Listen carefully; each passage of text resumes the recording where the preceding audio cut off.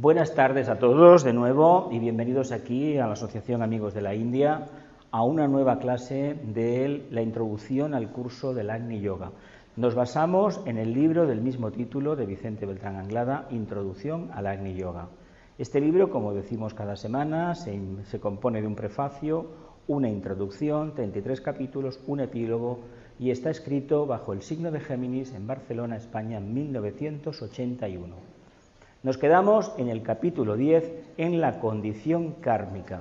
Hoy es la sesión número 24, la 24ª, y hoy es 4 de abril del año 2017. Prácticamente estamos ya a una semana de la Semana Santa. Bien, esta condición, dice Vicente, ha de venir revestida, lógicamente, de una potente reserva de experiencia espiritual. No podemos introducirnos profundamente en el yoga de síntesis sin poseer un sentido muy amplio de valores internos, conquistados en precedentes etapas evolutivas y sin haber experimentado hasta cierto punto el sentimiento de profundo de soledad espiritual que acompaña generalmente el proceso de precipitación kármica. ¿Qué entendemos por precipitación kármica? ¿Que todo me sale mal o que se despierta el alma? Y empieza a tener así, un contraste de opiniones, de pareceres internos, algo que me choca, algo que acepto, algo que veo, algo que quiero, y sin embargo no sé lo que es. Eso es una precipitación kármica, porque ha habido una pequeña expansión de conciencia, no que reciba continuos palos. La expresión de recibir continuos palos son continuos avisos para que te adaptes a las circunstancias y te reorientes hacia ese camino que tú sabes que debes llevar. Porque muchas de las veces, analicemos nuestra vida. ¿Cuántas veces hemos recibido un aviso en plan bofetada, en plan choque frontal con algo o con alguien, y en el fondo nuestro sabemos que si hubiéramos actuado de otra manera, hubiéramos renunciado tal vez a la nombradía, al prestigio, al orgullo y a ciertas actitudes personales, tal vez los acontecimientos no se hubieran precipitado de esa manera, ¿verdad? Pero hemos querido hacer como el sheriff de las películas del Far West, llegar, imponer el orden y marcharnos, ¿verdad? Y eso no se puede hacer, porque el karma de los demás es de los demás, que quiere decir el estado de conciencia de los demás. Por lo tanto, cuando hablemos de precipitación kármica, hablemos mejor de estado de conciencia. ¿Cómo se produce ese estado de conciencia? ¿Cómo se manifiesta? A través de una crisis, y lo que hay son unos valores que él ya referencia claramente, que vienen de vidas pasadas. Por lo tanto, la gente que quiere trabajar el Agni Yoga tiene que reconocer que tarde o temprano debe sacar de dentro de sí, de vidas pasadas, conclusiones que ahora son ese tesoro que está escondido, esos valores. Esos valores existen en la conciencia. Lo que sucede es que están adormecidos. Y lo importante es manifestarlos aquí y ahora, porque de lo contrario no estamos haciendo Agni Yoga y tampoco podemos denominarnos discípulos. No habla de la mente, aquí en este aspecto, pero hay que entender una cosa. Si queremos vivenciar el proceso de manifestación kármica con eficacia, el intelecto tiene que estar detrás nuestro. Una persona que no tiene formación académica o que presume de no saber nada o de analfabetos, que hoy en día se presume de ser analfabeto, algo que yo no entiendo personalmente, os lo digo, no podrá nunca practicar Agni Yoga. No sé si me explico.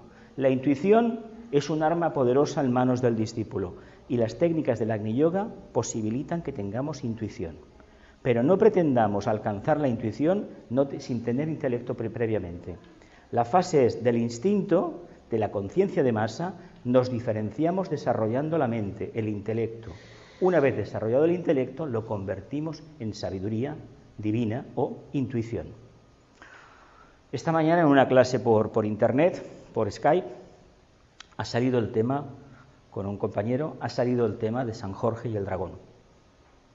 ¿Cómo creéis que San Jorge, el alma, de encima del caballo, el caballo es la mente, acaba domesticando a la personalidad? ¿Con qué? ¿Cómo lo hace? Acordaos del mito de San Jordi, San Jorge, 23 de abril, Tauro, pero el problema que plantea San Jorge, el mito, ¿de dónde viene? ¿Dónde está la respuesta? A ver, lo hemos tocado cada año, lo tocamos cuando llega noviembre, pero veo que no, esta tarde no funciona. ¿Qué pasa en noviembre? Entonces, ¿el problema de Tauro del deseo cuál es? ¿Cuál es el problema de Tauro? Escorpio. Por lo tanto, el deseo, la personalidad, el no yo, la contraparte del alma, o el alma involutiva, la personalidad, se va a domesticar ¿de qué manera? ¿No habéis visto ninguna imagen, simbología de San Jordi, de San Jorge? ¿Qué tiene San Jorge? Una lanza. ¿Y esa lanza qué creéis que es? No. ¿Qué creéis que es eso? ¿Cómo acaba la lanza? ¿En tres? Cuando coge al dragón y le clava la lanza, ¿qué creéis simbólicamente que está sucediendo? No, señora. A ver, venga, a mí me gusta que hagáis analogías. Esta mañana ha costado un montón, 1 hora por lo menos, que el compañero lo entendiera. Ha costado, pero lo ha entendido. Bueno, la personalidad se domina mediante la intención, el pensamiento. Aquí viene. ¿Y eso cómo se llama, el canal ese? Aquí está. La lanza es una antacarana. Una antacarana, una proyección de la conciencia abstracta superior, incidiendo directamente en la inferior. Por lo tanto, en ese momento, el dragón y la conciencia son uno solo. De ahí que cuando eso sucede en la vida real, Kundalini sube hacia arriba. Eso equivale a la tercera iniciación, en el fondo, aunque se empieza a practicar ya en la segunda. Porque hay un reconocimiento de que el no yo, la personalidad, en el fondo es una proyección del alma. Nosotros, aunque no nos guste reconocerlo, somos una proyección del átomo manásico permanente, que es donde está el alma. Por lo tanto, esto que veis aquí es un holograma, como lo que yo veo alrededor vuestro, un holograma. ¿Lo vemos? ¿O nos hemos ido muy para arriba? No, yo creo que no. Es bonito verlo así, ¿verdad? Entonces, ¿qué solución hay al problema ese? Tiene que ver con el rayo del signo y sobre todo con el rayo que entra por las dos constelaciones. Porque la cruz fija se divide, es un 9. Tanto Leo como Acuario manifiestan un quinto rayo, los dos. Pero los otros dos signos de la cruz fija, ¿qué rayo manifiestan? Un cuarto cada uno. Tauro, como constelación, manifiesta un cuarto, como signo un primero, y un quinto que tiene un Venus que no deja de estar. Y Escorpio se le llama el guerrero de la luz porque vence sin luchar. ¿Qué es vencer sin luchar? Integrar la personalidad dentro de ¿qué? Del corazón, del alma. ¿Entendemos el proceso? Vicente se desgañitó en este sitio muchas veces para explicarlo. Él lo explicó de forma sublime, sobre todo en las conferencias. Ahí es donde sale el auténtico Vicente. ¿Continúo o tenéis alguna cosa? ¿Qué entendemos sentimiento profundo de soledad espiritual? ¿Qué entendemos por esa expresión? ¿Qué te sugiere? La soledad espiritual, ¿qué te sugiere? José. Bueno, es un estado de estar haciendo el camino. Estar haciendo el camino, creer que estás solo, porque es que el camino se hace solo, aunque uno sabe o intuye que no está solo. Esto a veces lo entiendo, pero no lo entiendo. Lo entiendo y no lo entiendo, porque en cierta manera no estamos solos. ¿Estamos o no estamos? A ver, ¿Me explico? te digo una cosa. Yo sé que no, aunque esté sola, Sí, pero no olvídate de que somos todos unos, porque el camino va de la conciencia de masa a la autoidentidad, y de la conciencia de autoidentidad del yo soy negativo, reivindicarme, a la conciencia grupal, que sería Acuario, la interdependencia. Pero hay que afirmarse primero como yo, porque quien hace el camino es el alma. El alma, para que lleguemos a tener percepción clara y nítida de que formamos un grupo, puede pasar muchísimo tiempo, muchas vidas. A nivel académico, todos sostenemos que somos un grupo, que el alma se desarrolla en grupo. Y de hecho, en Magia Blanca, el maestro dice lo siguiente: ¿qué veo de un discípulo? El discípulo, ¿en qué tiene que confiar? En su propia alma, en el maestro y en el alma del grupo. ¿Os acordáis aquí arriba en Valvidrera? Con lo cual te está diciendo que el arquetipo causal es el que domina, y si ese arquetipo no funciona, no tiramos para adelante. Pero cuidado, no mezclemos todo, porque eso no es así.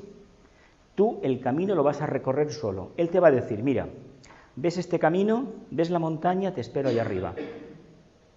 Y te dejo, ¿qué te dejo? Tu propia alma, que es tu propio maestro interno, a mí que me tienes aquí para de vez en cuando darte alguna orientación, no para solucionarte la papeleta, y sobre todo, confía en el grupo, aunque físicamente no lo puedas reconocer y sobre todo mentalmente todavía no tengas una percepción clara.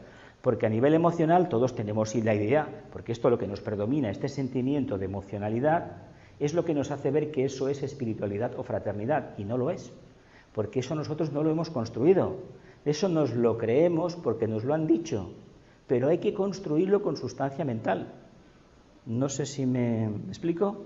Es decir, el camino lo recorremos solos. Eso es la soledad espiritual, ¿no? Que tú sientes que tienes... Y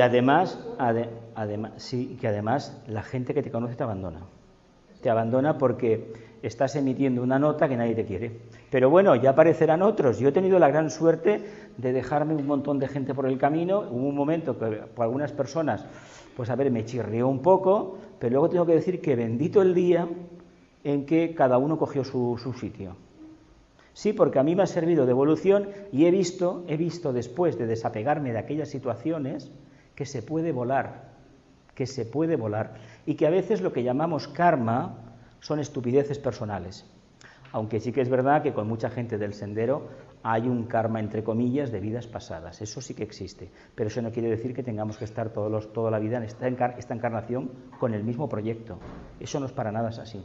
Entonces, ¿nos gusta la soledad espiritual? La soledad espiritual, Jesús, también no es una duda que existencial. No hay, pasado, ni hay un presente, una nadencia, una nadencia grande que es la que nos embarga en momentos puntuales. ¿Nos da miedo esa nadencia? No. Silencio interno, dependo solamente de mí, no en el sentido egoísta, sino que sé que en la medida en que yo actúe de forma correcta, estoy interactuando de forma correcta también.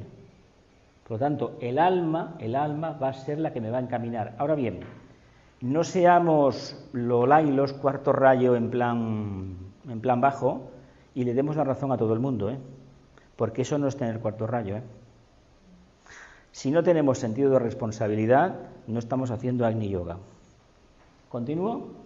Dice, esta precipitación kármica es el resultado de la acumulación de experiencia en el tiempo, la cual, una vez ha rebasado ciertos límites, provoca la rotura de los diques de contención de la conciencia, liberando una energía de carácter desconocido por la ciencia psicológica, que al irrumpir en los éteres del espacio determina un clamor invocativo, a cuyo son, y tal como esotéricamente hemos aprendido, los frutos amargos del tiempo, es decir, la acumulación de sedimentos kármicos contenidos en los profundos repliegues de la subconsciencia individual, irrumpen violentamente en el fragor de la existencia física del aspirante espiritual, determinando una serie de crisis y tensiones que le hacen muy desgraciado en el sentido psicológico del término. Os pregunto, la respuesta ya la sé, me diréis que todos. ¿Quién no ha tenido esta experiencia ya? Una o dos veces en esta vida. ¿Verdad que todos hemos tenido esto? ¿Cómo salimos de la experiencia? ¿Cómo la intuimos? ¿Cómo la vimos? ¿Cómo la sorteamos? ¿Con tranquilidad? ¿Con arrogancia? ¿Escondiéndonos debajo del ala como el avestruz, la cabeza? ¿Dándole la espalda? ¿O saltando al ruedo y cogiendo al toro por los cuernos? Directamente el toro por los cuernos. Y coger el toro por los cuernos significa, como en el mito de Aries, que las yeguas te van a devorar, te van a pisotear, te van a comer. Porque la personalidad, si el alma no está detrás, no se puede enfrentar al toro de las pasiones en este caso. Porque la mente, hay que decir que todavía tenemos una mente cámica, una mente de deseos, pero la verdadera mente abstracta todavía no la hemos trabajado. La trabajamos a través de la reflexión y de la meditación y de un estudio que esté acompañado precisamente de muchísimas horas de reflexión. La señora Blavatsky, una gran iniciada, dijo una cosa muy interesante en ocultismo práctico. Lee 5 minutos, reflexiona 2 horas. Es el método de Sócrates, el método de las escuelas de la antigüedad, de la escuela pitagórica. reflexión, analogía, reflexión, analogía, analogía. Y no acumulemos muchas cosas, porque precisamente cuando lleguemos al tema del Agni Yoga, los conocimientos previos no nos valen. Nos valen 4 o 5 palabras y sobre todo muchas horas de analogías. Y en grupos como se revela la verdad, eso ya lo sabéis. Entonces, a todos nos ha pasado que en un momento determinado nuestra vida era muy plácida, nos despiden del trabajo y nos coge una depresión de caballo. Caramba, lo que teníamos guardado, ¿eh? No, es que la culpa ha sido del jefe que ha cerrado el negocio. Aquí es la frase habitual. Se produce una separación y evidentemente yo estoy en la calle y soy un desgraciado o una desgraciada porque el otro era un ser sin alma, sin conciencia. Falso, falso, falso, falso. Aunque la razón y las leyes digan que es así o los psicólogos te digan que es así, algunos, en el fondo es un problema nuestro. No importa que el demás sea, los otros sean de esta manera o de aquella, lo importante es cómo yo reacciono. Por eso, otra vez, volvemos al mito de Escorpio. Si reaccionamos en contra de la presencia del alma, ¿qué nos suele pasar cuando el alma llama a la puerta? Soy el alma. ¿Qué hacemos? Nos ponemos un tapón en los oídos, ¿verdad? ¿Sí o no? Cuando ya no tenemos más salida, estamos en un callejón sin salida, valga la expresión, ¿qué solemos decir? No, yo voy a coger un camino personal, me retiro de todo esto, porque todo esto a mí no me dice nada, yo creo que yo solo sirvo, etcétera, etcétera.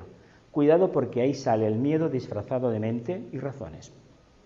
Esa es la mente separatista que tenemos todos, ¿verdad? Y en el fondo la mente separatista, ¿qué es? El deseo ¿de qué? De no compartir. Trasladado en un lenguaje más esotérico, ¿qué significa eso? Falta de amor. El antakarana y la intuición vienen cuando tenemos verdadero amor. Por eso nos acercamos al problema, que es la personalidad. El problema no es ajeno a la conciencia del alma, es la evolución. Pero cuando hemos detectado un problema, hemos de integrarlo. ¿Cómo? Amándolo.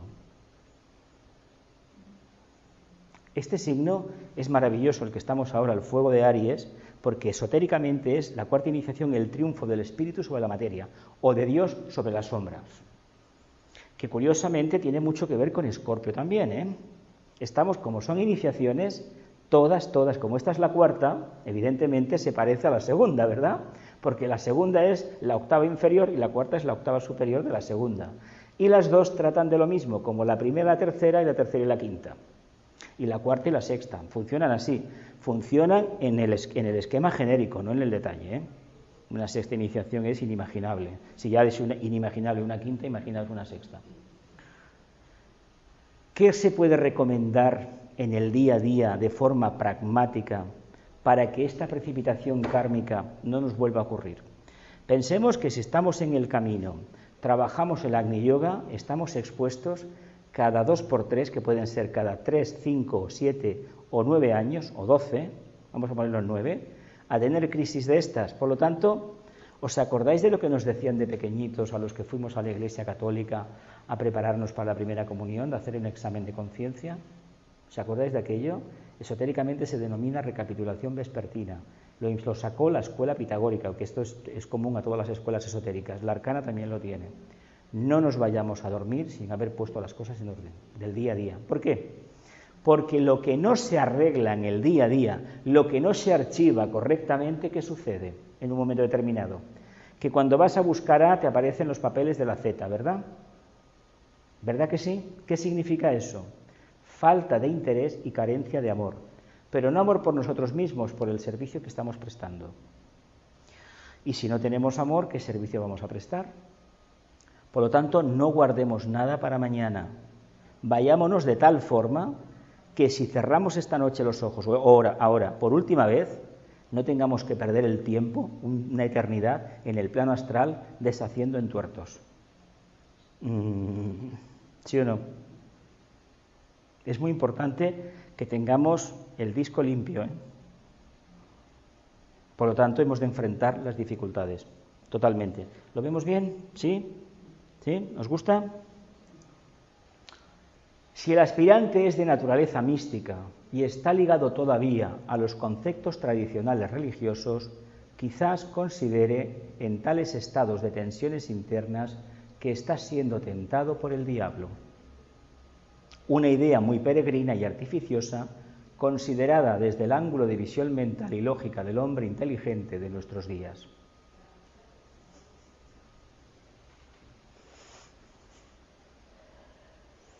¿Cuánta gente ha tenido una perturbación de este tipo, una precipitación kármica, y lo primero que se le ha ocurrido pensar que son las fuerzas del mal, ¿verdad?, que le quieren atacar? Si uno no es un discípulo muy avanzado y tiene mucha responsabilidad o es muy conocido, es difícil que los magos negros se fijen en nosotros, ¿eh? Es muy difícil, ¿eh? Pensad, el mago blanco, ¿cómo nos descubre? Por la luz de la cabeza, y los hermanos de la oscuridad, hermanos con todo el respeto, ¿eh? Ellos hacen su trabajo, nosotros el nuestro. Ellos no debemos interferir en el suyo. Que ellos quieran interferir en el nuestro, eso es su problema, no el nuestro. Pero si interferimos o combatimos el suyo, estamos ganando puntos para formar parte de su grupo. Por lo tanto, si no aplicamos el cuarto rayo, Kundalini no va a subir. Kundalini es la energía que necesitamos, la fuerza, para tirar adelante nuestro proyecto. Pero si el alma no está detrás, Kundalini no sube. Por eso el dragón aparece que está muerto y de golpe se le extienden las alas, ¿verdad? Tercera iniciación. ¿Os habéis encontrado con gente que cree? Bueno, aquí nos ha pasado, ¿eh? Aquí en alguna meditación ha habido alguna pequeña experiencia o en algún retiro y la gente no ha vuelto porque ha considerado, con toda su razón, de que tal vez lo que se hacía aquí era magia negra. Y en realidad, sí, porque no os puedo citar nombres, pero no viene al caso. Y en realidad lo que ha sucedido es que han descubierto algo que no estaban acostumbrados. Y eso les ha dado miedo. Pero no hay que dar nombres porque ya conocéis un montón. Por tanto, aquella persona que encara el problema y se da cuenta que no es lo que ha visto, sino su reacción, es la que continúa adelante. Claro, si a estos problemas damos esas reacciones separatistas de yo me aparto, ¿cómo vamos a profundizar? Claro, es muy fácil decir que uno es espiritual cuando no interactúa con nadie, cuando no le pasa absolutamente nada. Pero ¿y al que le pasan las cosas? ¿Qué pasa? ¿No es más espiritual o es menos? Es mucho más espiritual. La diferencia entre la cabra y la oveja tiene que saberse ya. ¿Qué queréis ser? ¿O qué queremos ser? ¿Cabras o ovejas? Yo apuesto porque seamos todos cabras. Egoístas, sí, pero o gatos, pero los perros sabéis que conciencia cero. Sí, un sentimiento de devoción al ser humano, pero la independencia de un gato o de una cabra, ojalá tuviéramos los humanos eso. ¿Continúo? ¿Sí? Las particularidades de tal estado psicológico de precipitación kármica son tales que el aspirante espiritual se siente solo y abandonado, se menosprecia a sí mismo por sus debilidades y entra en un estado crítico de soledad y de desconocido sentido de aislamiento social, que tienden a encerrarle dentro de sí mismo con una penosísima sensación de vuelta al pasado. ¿Qué creéis que le puede estar sucediendo? Describe una experiencia, cuando se incrementa en el tiempo, que es la previa de una grandísima iniciación. Habla de una pequeñísima noche oscura, no que sea la noche oscura, de una pequeñísima noche oscura. Cada vez que se aproxima una expansión de conciencia, la precipitación kármica se detecta como aislamiento, sensación de futilidad, no sirvo para nada. Si ha contactado con algún maestro, el maestro no sirve para nada. Yo ya os he contado varias veces que dos compañeros que venían aquí tuvieron un proceso kármico de una enfermedad, los dos, ella y él, y acabaron quemando los libros y siendo enterrados y no incinerados. Yo me enteré después por sus familiares directos, pero fíjate lo que llega a suceder. Después de años meditando, estudiando al tibetano, etcétera, etcétera, acabas quemando los libros en la caldera de tu casa, de la calefacción. Acabas quemando los libros. ¿Qué puede haber sucedido? Pues ni más ni menos que esto, que hubo una pequeña expansión de conciencia y antes vino un sentimiento de aislamiento. Nadie me entiende, ¿qué estoy haciendo? Me he vuelto loco. Lo que yo hago no sirve para nada. No, te están poniendo a prueba. Mantente el temple, que ya verás cómo verás el sol. No hubo manera. ¿Esta sensación viene antes o después de la Suele venir antes. Y después, una vez ha pasado la prueba, vuelve la inseguridad. Lo que pasa es que hay que recordar lo que sucedió y poderlo ir asimilando poco a poco. Se dice que la tercera son unos 7 años. 7 años no lo entendamos como 7 años consecutivos, sino entre el momento que sucede y el momento que se acaba consolidando, hay un periodo de 7 etapas. Yo en lugar de llamarle años, le llamaría etapas. La experiencia. Bueno, yo os hablo siempre del caso de Roosevelt. Roosevelt era un abogado, un hombre que a los 21 años le dio un ataque de polio. Estuvo 7 años en la cama y salió nuevo. Salió nuevo. Y salió en silla de ruedas, pero ha sido el presidente de los Estados Unidos que después de Jefferson, los iniciados primeros, Lincoln o Washington, alguno otro más, o Grant, los grandes iniciados, ha sido el que más, además, un discípulo reconocido. Y de hecho le debemos a él y le debemos a Churchill, dos grandes iniciados, dos grandes discípulos, el trabajo de que hoy en día el otro discípulo, los dos discípulos que había de la Logia Negra, Stalin y el otro y el Hitler, no hubieran ganado la guerra. Se lo debemos a ellos dos. Por mucho que la gente les critique todo lo que quiera. A mí eso me da igual. La única vez que en Estados Unidos han tenido seguridad social, como la tenemos en Europa, fue en el periodo de Roosevelt. El único que estuvo 20 años en el poder. A partir de él, él contribuyó a la Sociedad de Naciones. Sí, sí. Una discípula. Era estudiante de la Arcana. Pero esto yo lo he escuchado varias veces, que cree que sí, porque citó en una carta el tema del amor y de la voluntad, de la buena voluntad, y la trataron de otra cosa. La trataron de otra cosa que estamos grabando y no viene al caso. Pero... No, ella estaba muy comprometida con el tema de la buena voluntad. De hecho, no todo el mundo que llega al poder es analfabeto. Esa es la idea que tiene la gente del pueblo, gente que generalmente es profundamente ignorante, ¿eh? La gente que está en el poder, el tibetano dice que tienen muchos la segunda o la tercera iniciación.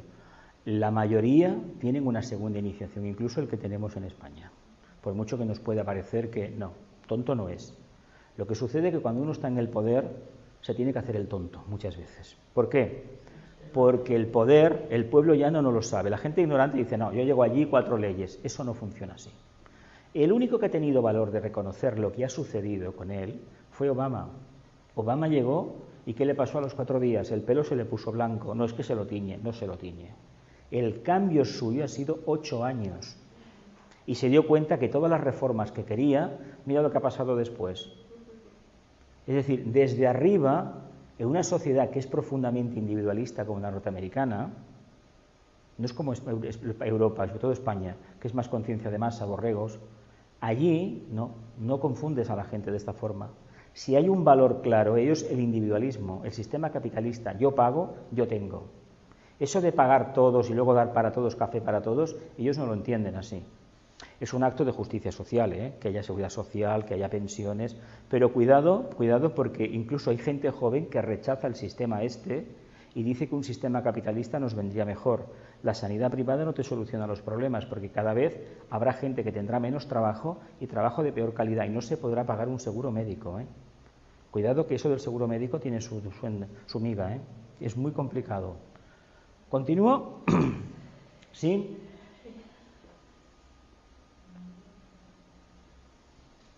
O sea que hemos tenido sensaciones de vuelta al pasado, ¿verdad? He vuelto a fracasar, ¿no? Otro tropiezo en la vida. Bueno, ¿cuántos son ya? Ni me acuerdo. Bien, en tal estado de tentación, si es que no nos asusta utilizar este término, el individuo que lo está experimentando ama, pero al propio tiempo teme. Nos gusta lo que hacemos, amamos el servicio, pero tenemos miedo de la soledad. Pregunta que nos deberíamos formular. ¿Para quién estoy trabajando? ¿Para mi yo pequeñito, mi ego pequeñito, que necesita que lo enjabonen cada día y que no quiere reconocer que detrás de cada uno que lo está enjabonando hay un puñal? ¿Os acordáis que en la antigua Roma, cuando un político era venerado y alabado en el Senado, en el Capitolio, se decía que la distancia entre la roca Tarpeya, donde los defenestraban, los tiraban para abajo? ¿Os acordáis del mito de la roca Tarpeya, no? ¿Habéis conocido algo de Esparta? Sabéis que a los niños los tiraban y el que salía bien era un guerrero y el que no, pues bueno, se quedaba lisiado toda la vida. Sí, es un mito. Hay que conocer la historia porque eso es la selección natural. ¿Qué te crees que es? Sí, dejémonos la emocionalidad porque la vida es más dura de lo que aparenta.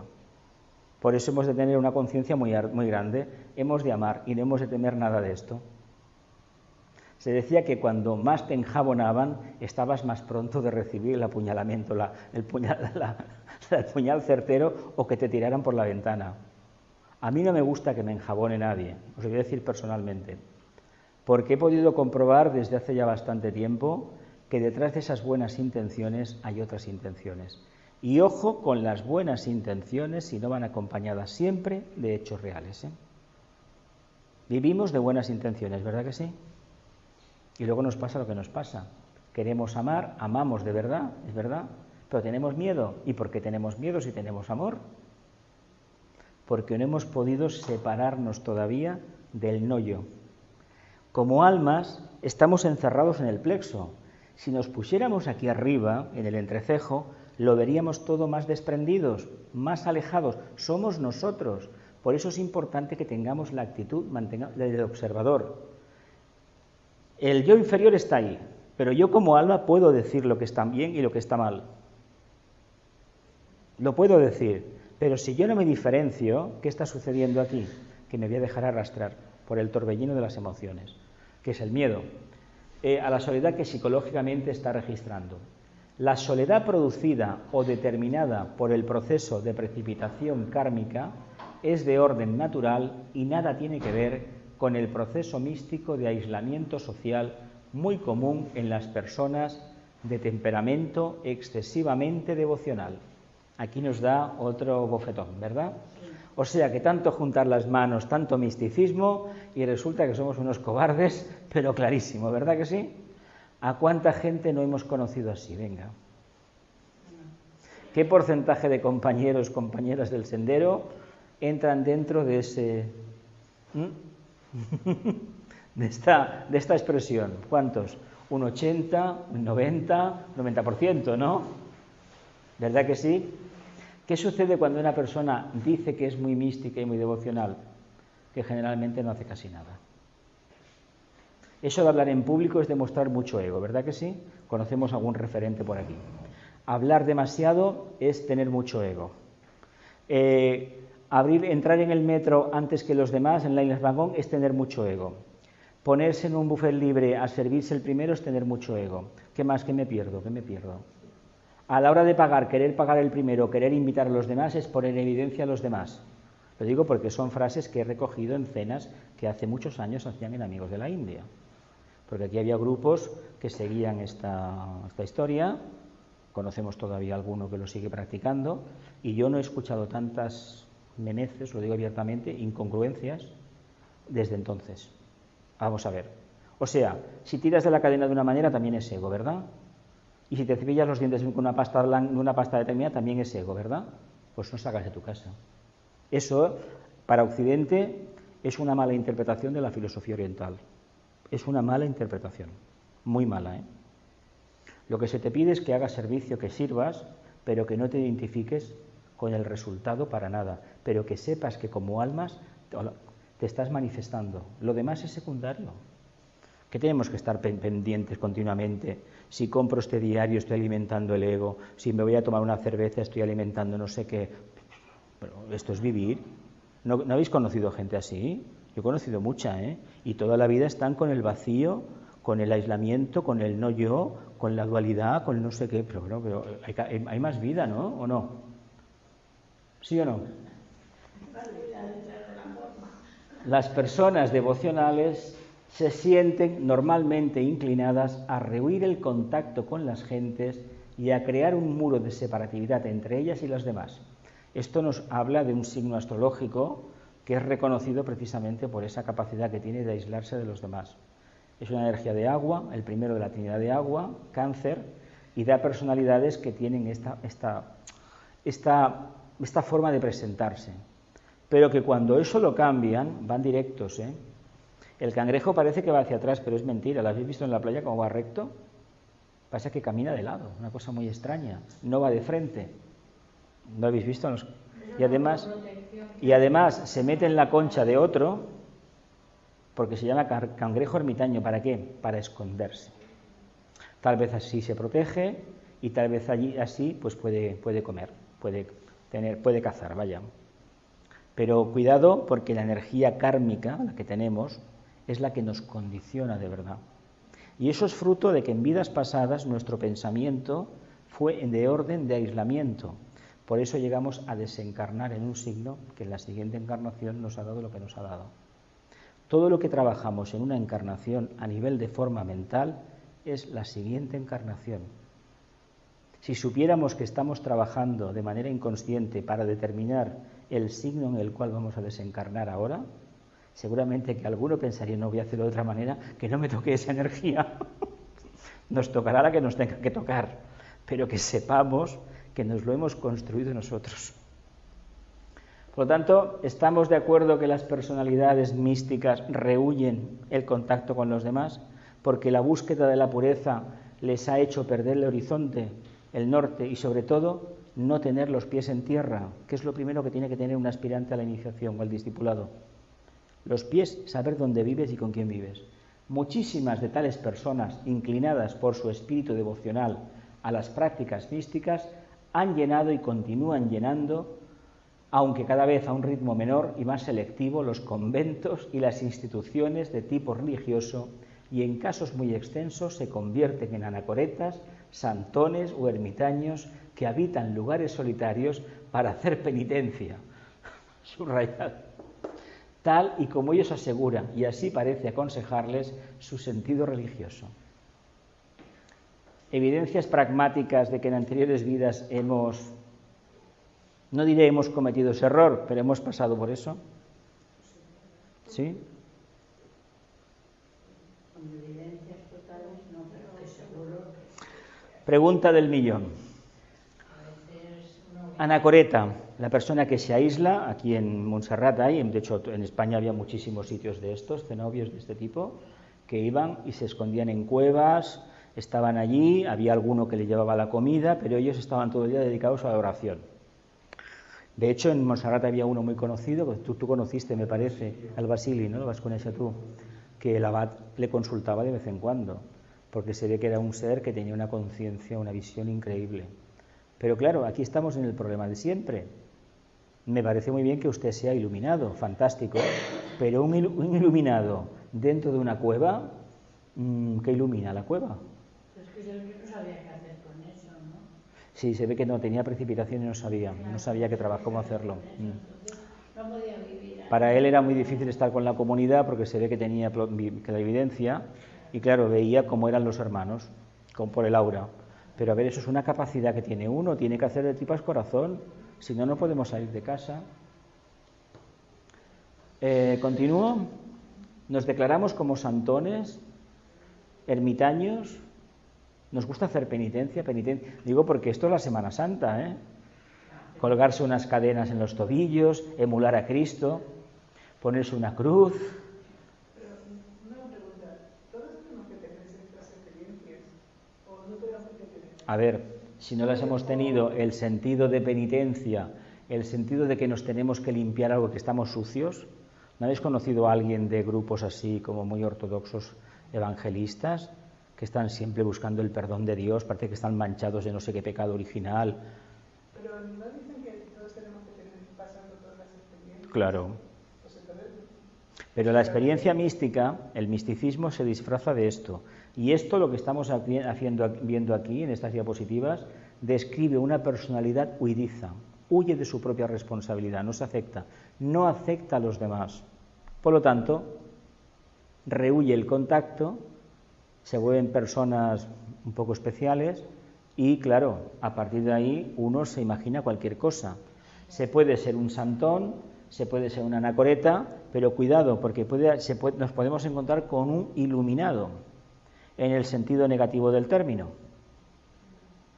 Uno que supuestamente oye voces, y cuando oye voces y esas voces le dicen lo que tiene que hacer y no hay una conciencia personal que lo ponga en duda, ¿qué podemos tener delante? Alguien que un día se llene la mochila ¿de qué? ¿De qué? Lo estamos viendo continuamente. Antes de ayer lo vimos en San Petersburgo. Cuidado con esto, ¿eh? Todos los que se han puesto las bombas en estos atentados de las últimas décadas, todos adolecen de esta historia.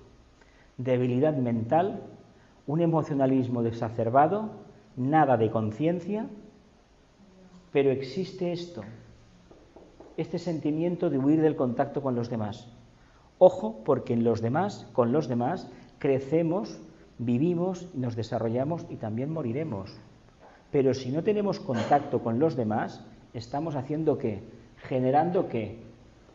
Una penitencia ¿para qué? Para nadie. Nos estamos amargando y estamos generando un karma que ya veremos a ver en vidas futuras cómo lo limpiamos. Es como estar un poco por encima de los demás, yo creo. Cuando uno se cree, es que solo sucede, a ver, imaginemos por un momento que en lugar de estar un fin de semana de retiro, nos ponemos, estamos 15 días. Los 3 primeros días vamos comiendo, llegamos al cuarto día, muy poquito. Un caldito medio por la mañana, otro a mediodía, otro por la noche. Al quinto día quitamos 2 calditos. Un caldito, dejamos 2. Agua, la que quieras. Y venga mantras, y venga a estudiar, y venga a meditar. Y 4 ejercicios de tai chi, y cuando lleguemos al 7º día, ya me diréis lo que ha pasado. Cuando queráis lo hacemos, ¿eh? Vamos a empezar a ver cosas. ¿Para qué queréis que se hacen esos retiros? Vamos a ver. ¿No os lo han explicado nunca? Se activa el laringeo, seguramente entonando mantras, emitiéndolo en diferentes frecuencias. ¿Y qué sucede? Ay, veo, mira, tenemos unas luces por aquí, ¿y con eso dónde voy yo? ¿Me va a servir para pagar la hipoteca? No, ¿verdad? ¿Verdad que no? A ver, ¿de qué me tengo que limpiar para meterme 3 semanas en un retiro en Panillo o en este monasterio que había aquí en Garraf? ¿De qué me tengo que limpiar? ¿O irme a Silos, estar 15 días, o aquí al Tibidabo, que hay una casa de retiros espirituales también, que era de los jesuitas antes, y estarme una semana, pero basta un caldito vegetal al día, ¿eh? Y agua, y encerrado en la habitación, en la celda, y el padre que te pasaba a visitar 1 o 2 veces al día, y te hacía preguntas. ¿Queréis ese método de trabajo? ¿Verdad que no? ¿Qué representa ese método de trabajo a nivel individual? Cuando uno está en silencio, quien le viene a visitar de vez en cuando, 1 o 2 veces al día, es el alma. Pero como eso no lo hacemos, nos encerramos en un castillo, en un monasterio, y nos volvemos esclavos ¿de qué? De una idea, de un deseo. Pero ese camino fue en la era de Piscis, el camino de la perfección, pero existe otro, el Raja Yoga, la meditación. Ese sirve para tirar adelante. Le llamemos Raja Yoga, le llamemos reflexión, o le llamemos como nos venga en gana. Pero ese camino existe y se puede hacer. Pero eso de aislarme del mundo, pero ¿cómo se puede propagar el espíritu cristiano dentro de una cueva? Que tú me digas, he estado 1 año en la cueva, me he cargado y salgo a la calle. Fantástico, bueno, mira, pero 30 años en una cueva, o toda la vida huyendo de los demás, pero ¿qué crees? ¿Qué creemos? ¿Que somos más espirituales? Es un espejismo propio del 6º rayo, ¿eh? Eso es una incongruencia total, porque el mundo es Dios. A ver, no, es que los hombres hacen guerras, y yo, como amo a Dios, no puedo estar donde hay guerras. Perdona, tú no amas a nadie, tú eres profundamente egoísta, tú tienes miedo. Este fue uno de los problemas que en la Segunda Guerra Mundial el tibetano libró con algunos de sus discípulos. Leeros los 2 volúmenes de, las 1000 y pico de páginas del discipulado 1 y 2, y a algunos se lo sugieren. El pacifismo como tal, para el pueblo muy bien, pero para los discípulos ni hablar, ¿eh? Hay una guerra, hay que ir. Él tuvo que tragar ir al frente de batalla, era comandante de la República, del ejército de la República, y tuvo que aguantarse. A ver, es el karma de tu país, chico. O sea que tú, por ser un discípulo iniciado, no quieres estar en el... Oye, vete a tu casa, aquí no te queremos. Queremos gente consecuente. A ver. O pensamos que hemos nacido en este país por puro accidente. Porque hay mucha gente en el camino espiritual que dice que lo que es así, que esto es una lotería, que no hay nada que te lo determine. Bueno. Continúa, ¿tenéis alguna cosa? Esto no es el sentido religioso, ¿eh? Es un espejismo astral muy fuerte, muy fuerte. Continúo, dice, pero naturalmente la soledad de ánimo, la verdadera crisis del alma impuesta a los vehículos superiores de un hombre verdaderamente espiritual por el proceso de precipitación kármica, nada tiene que ver con el ordinario proceso místico tradicional, ya que viene impregnada de valores espirituales de alta trascendencia y de motivaciones profundamente dinámicas. Esto es lo que me interesa. Uno se puede sentir solo, pero al mismo tiempo tener un gran sentimiento de plenitud, captar que el alma, pero no encuentra con quién compartir su experiencia. Tiene que entender, o tenemos que entender, que cuando hay estas pequeñas precipitaciones internas, que son precipitaciones kármicas en el buen sentido, la información que recibimos no podemos trasladarlo a los demás hasta que no esté verdaderamente aposentado en nosotros. Y el día que esté verdaderamente aposentado el proceso, aparecerán aquellas personas que pueden recibir nuestro mensaje. Él se estuvo preparando toda la vida y, sin embargo, de ministerio público tuvo unos años nada más, pongámosle 25 por ahí, pero se estuvo preparando, desde muy pequeñito. Él ya venía con una conciencia muy clara, y ya era muy pequeño, ya era clarividente, etcétera, etcétera. Y llegó un momento que salió a la calle, pero se estuvo preparando, y cuando llegó a la cúspide de su servicio, se acabó. Cuando Blavatsky llega a la cúspide de su servicio, fuera de aquí. Cuando la Bailey y muchísimos más en el mundo, cuando han llegado a una cúspide, se acabó. ¿Por qué?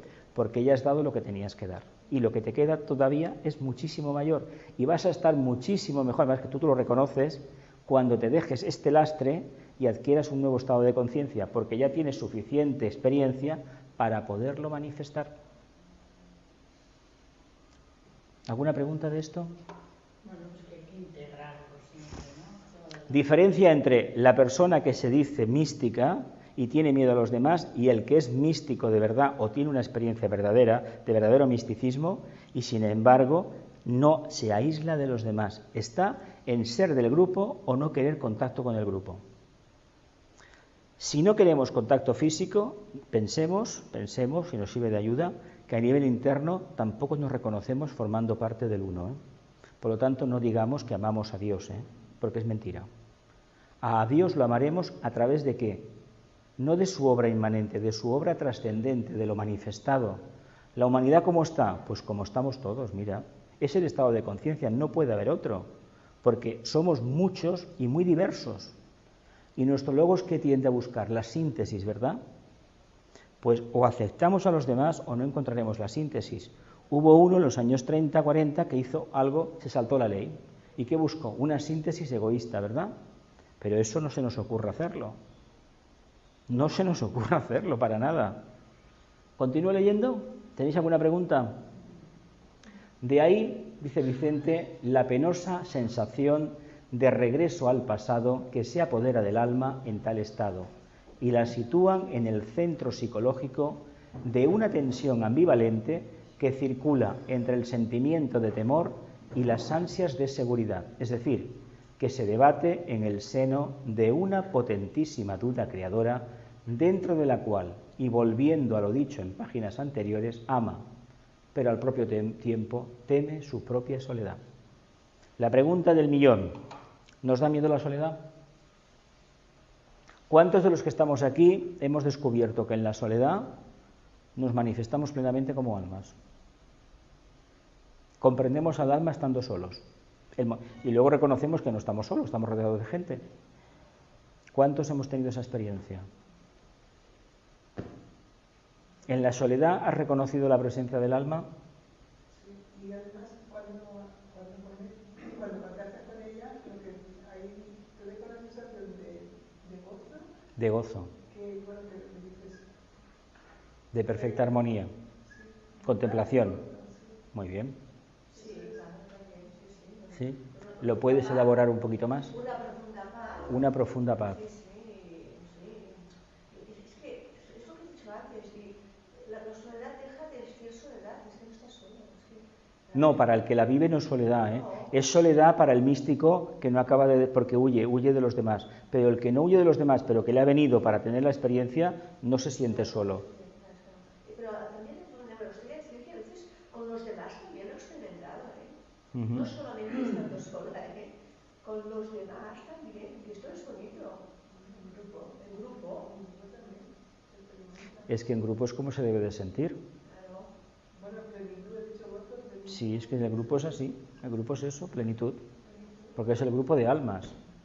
Y la revelación viene por el grupo de almas. Si no, el maestro no puede contactar con nosotros. ¿Y vos? Pero cuando ves algo o sientes algo, normalmente es un estado de soledad íntima. Claro, porque es necesaria. Aunque estés en el Eso, grupo, aunque luego, pero es algo íntimo tuyo. eso equivale a una meditación, que en un momento puntual se hace la luz. Es la misma analogía que puede describir el proceso. Y eso en soledad, eso está claro. ¿Milagros? Pues sí, también en algunos momentos también o sea, he tenido flashes, ¿no? Ujú. Cosas así Ujú. que de repente te vienen Ujú. y te sientes mejor. En la soledad uno se recarga las pilas.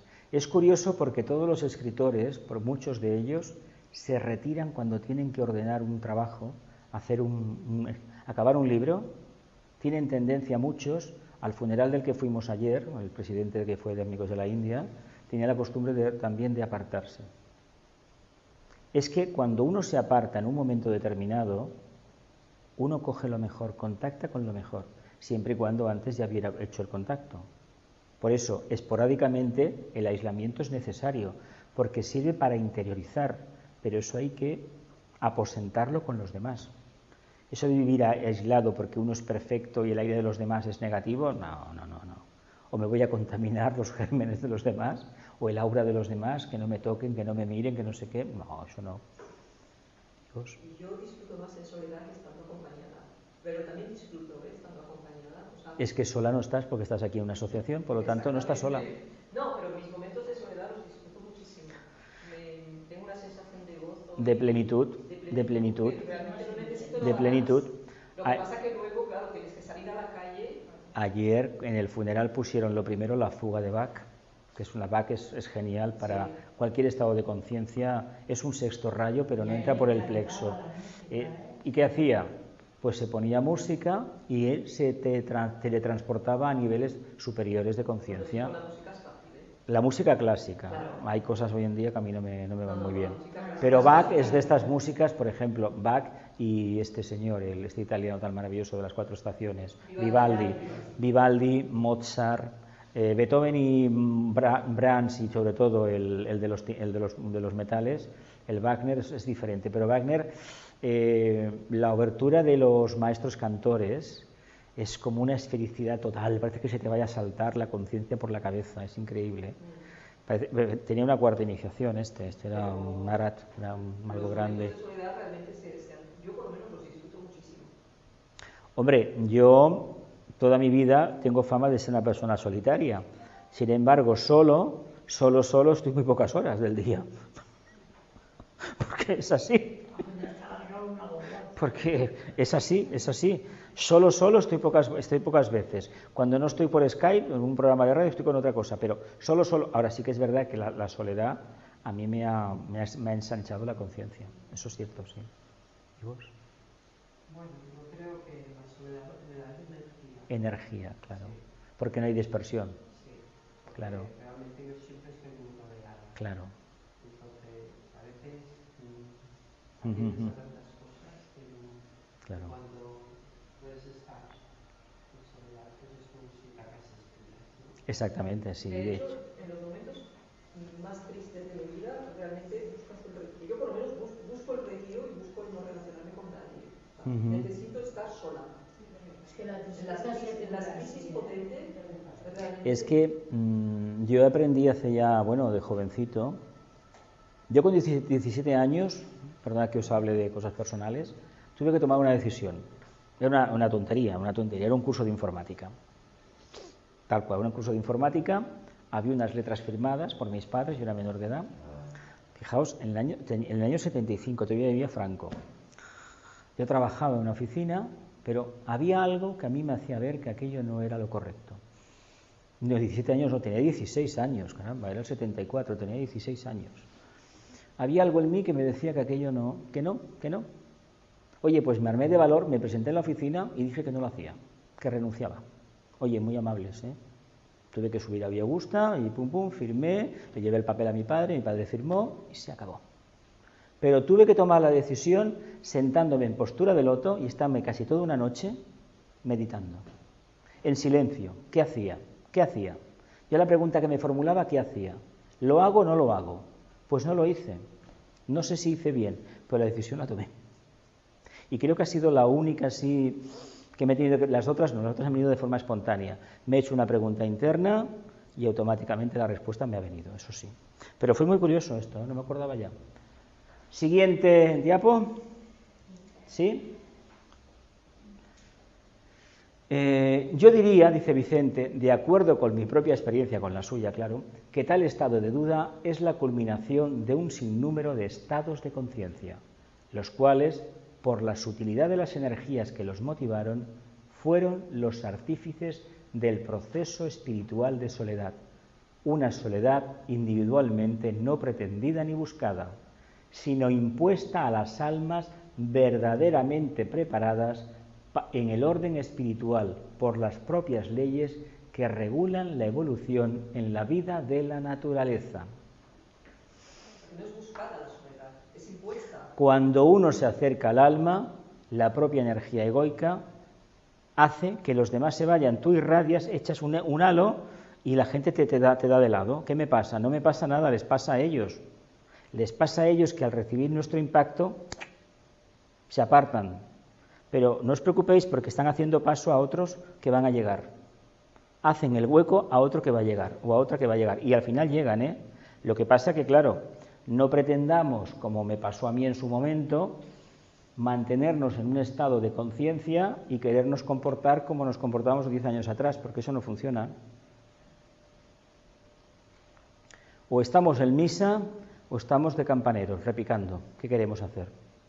Oficiamos la misa, asistimos a la misa, a la meditación, que es una misa, debería ser una meditación, no lo que se ve. O queremos estar en la puerta pidiendo, ¿qué queremos hacer? Hemos de escoger. Queremos oficiar la misa o ser participantes de la misa, partícipes de la misma, ¿verdad? Por lo tanto, no hay lugar para nada más. Y evidentemente, para acercarte a la conciencia, de manera natural, surge esa energía que te domina, que te embarga y que le hace ver al vehículo emocional, de forma natural, que no necesita ya el contacto de los demás. A mí me costó aceptar que la gente que se iba para hacerme un favor, ¿eh?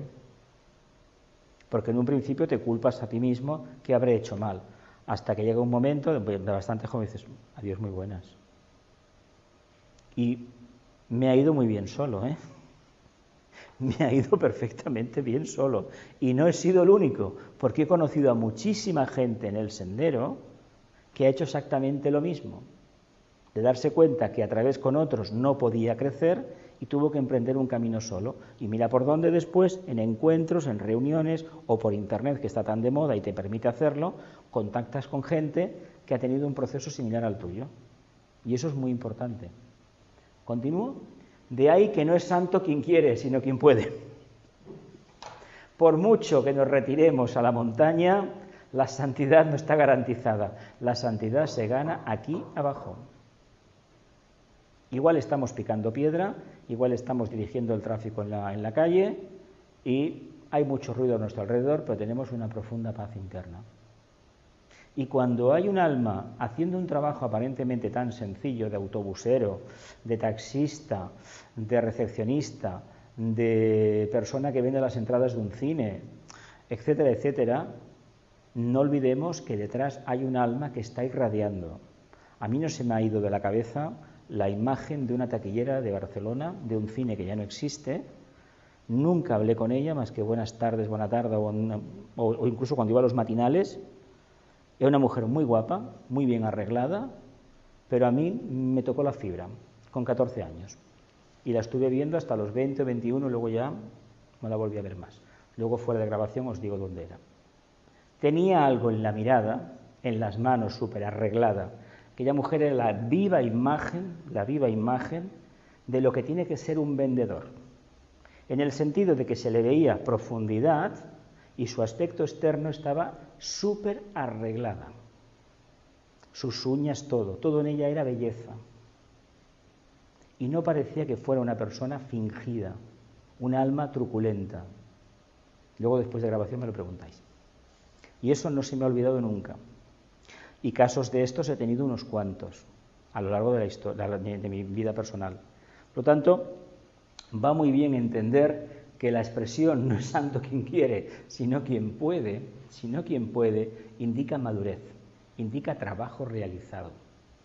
Uno puede querer lo que quiera, pero si no lo demuestra, no sirve para nada. Por lo tanto, se nos dice, no pidáis nada y, sin embargo, manifestar lo que tenéis. Si manifestamos lo que tenemos, ¿qué estamos haciendo en realidad? Estamos sirviendo, ¿no? Sirviendo, manifestando la conciencia, practicando el Agni Yoga, viviendo la vida aquí y ahora. ¿Continúo?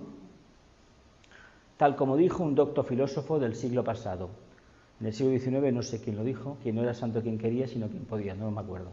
La soledad del ánimo, cuando es producida como resultado de la evolución espiritual, tiende a abrir de par en par las puertas de la inteligencia, ya que la duda, en tal estado, siendo de orden natural, tiende a producir frutos de discernimiento espiritual y comprensión humana. A esta duda, ¿cómo le podemos llamar? A ver. Porque no es la duda, es otra cosa. ¿Qué es? ¿Qué está escondiendo esa palabra duda? Se ha dicho antes aquí. Repito, la soledad del ánimo, cuando es producida como resultado de la evolución espiritual, tiende a abrir de par en par las puertas de la inteligencia, ya que la duda en tal estado, siendo de orden natural, tiende a producir frutos de discernimiento espiritual y comprensión humana. ¿Qué es esa duda?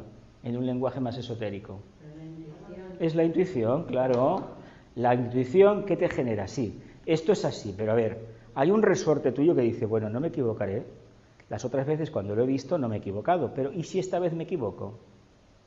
Por eso te dice que es un discernimiento y comprensión espiritual que, bueno, que es muy difícil de comprender.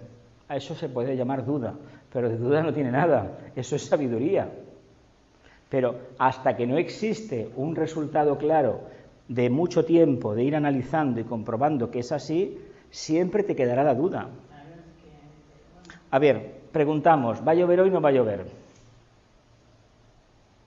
Vamos a preguntar a los devas, ¿me voy a encontrar una tormenta cuando salga de casa, como los últimos días, salga de aquí? Me dicen, no, y si luego llueve, ¿qué pasa? ¿De quién es la culpa? ¿Mía o de ellos? Si el deseo está por medio, nos engañamos. Yo a veces he tenido algún flash, no sé si es intuición o no, pero he tenido. Y la verdad es que no tengo ninguna duda. Es que es así, es directo. La duda surge, entendida de forma humana, cuando entra la mente concreta y el deseo por medio, porque ya lo alteramos la situación y eso no vale. ¿Continúo? Y acabamos en esta. En los demás casos, la soledad es ficticia y producida como resultado de una reacción del alma timorata que rehúye sistemáticamente por temor o por egoísmo el orden social que señala la divinidad para que el ser humano vaya aproximándose más directamente a su propio corazón, centro de amor y vida. Alma timorata.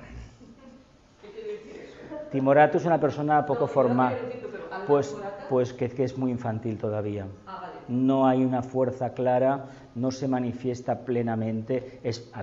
Le llama alma timorata, pero está hablando de una personalidad tocada. Es decir, aquello que tiene muchos miedos, en el fondo es que no manifiesta el arquetipo del alma. Potencialmente sí, pero a nivel de eficacia, ninguna.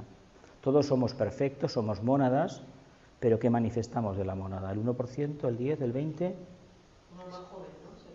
Un alma muy joven. De hecho, que haya tanta gente de sexto rayo en la Tierra, que haya tanta gente atlante, es debido a que lo que el alma construye y donde se enseñorea de verdad es en el vehículo emocional. Por lo tanto, los que fuimos atlantes probablemente en la Atlántida, ahora nos toca ser arios. Por lo tanto, hay que ser así. Los que fueron lemures, se individualizaron, fueron lemures, empezaron a trabajar el mundo emocional y ahora son atlantes, porque tienen un retraso. Los que vienen de la cadena terrestre tienen más retraso que los que vienen de la cadena lunar. Los que vinieron de la cadena lunar y encarnaron directamente en la Atlántida son los actuales arios, ya venían preparados. Hombre, a ver, es que esto es fruto del bagaje interno. No se puede acelerar la evolución. Bueno, algunas preguntitas, nos quedamos en esta diapositiva. Lástima que no se vea el número de diapositiva, pero es la número... ¿Es el proyector el que has hecho? Sí, es el proyector, porque esto está... Es la número 8. Es la número 8, sí. Está. El proyector está que tenemos que hacer una colecta pública. Seguramente. O invertir en bolsa. ¿Alguna pregunta sobre las diapositivas que hemos tocado y nos vamos? ¿No? Entonces, el camino del misticismo per se no es la entrada a la puerta, al cielo. ¿Queda claro? Queremos ser santos, pero ¿dónde lo queremos ser? ¿Escondidos en la montaña o en la vida diaria? ¿Queremos servir? ¿Nos dan miedo las crisis? Las crisis provocadas por la presencia del alma, adelante. Las que nos provocamos por los miedos, fuera. Si tenemos amor, el miedo se sobrepasa. Mirad, en la autobiografía de la Alice Bailey, ella explica que siempre tuvo miedo. Ella tenía una segunda iniciación y cuando acabó, le dieron la tercera. Ella dice que siempre tenía miedo de que a sus hijas les faltara hambre, sabéis que le faltara comida, lo pasó fatal. Ella venía de una gran aristócrata, pero tuvo que tragarse muchos marrones y se quedó sin nada prácticamente, físico. Sin embargo, ella tenía miedo de que a sus hijas les pasara algo. Una madre, me imagino, que tiene ese sentimiento. Y sin embargo, continúa adelante. No se trata de que no tengamos miedo, sino se trata del que tenemos, comprender por qué lo tenemos, cómo viene y sobreponernos continuamente. Esto es lo mismo que me he caído 10 veces. ¿Cuántas te has levantado? Las 10. Eso es lo importante. No hay que tener miedo a la crisis. Lo peor es tener miedo a no levantarse, a no querer salir. Es decir, no es que no puedo salir, no, generalmente no quiero salir. Porque salir me implica un cambio. Y cuando uno se acostumbra a los egregores de la parte oscura, hablemos en términos más teosóficos, los átomos de nuestro vehículo emocional quedan impregnados de una nota muy densa y no quieren para nada que les venga una nota que les libere de eso. ¿Entendemos, no? ¿Por qué muchas personas que han salido de una crisis fuerte le da por irse a discotecas y no le hables de encerrarse, de nada de esto? Quieren vivir. ¿Por qué? Porque han visto la parte oscura. Y a veces la gente ha encontrado la parte oscura, el trasfondo, cuando se ha intentado meter en movimientos de esoterismo, de meditación y eso. Le ha despertado esa parte. Pero eso no es negativo, hay que coger el toro por los cuernos. Cuando uno se asusta, se va. Pero no te preocupes, que en la siguiente encarnación te pasará lo mismo. ¿Sí? Hacemos un silencio. Que la luz, el amor y el poder restablezcan el plan en la tierra. Que así sea. Cumplamos con nuestra parte.